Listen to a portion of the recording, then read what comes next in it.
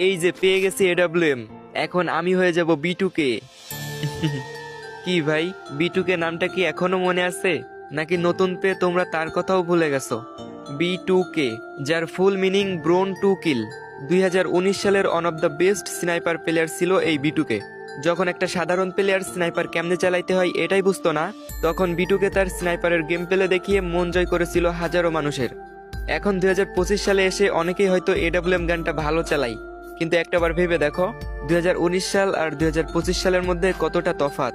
2019 সালে গেমে না ছিল তেমন কোনো আপডেট, না ছিল তেমন কোনো আধুনিকতা, কিন্তু 2019 সালে এই লিজেন্ড যেমনি স্নাইপার চালাইতো, আমার মনে হয় না 2025 সালে এসেও তার জায়গাটা কেউ নিতে পারবে।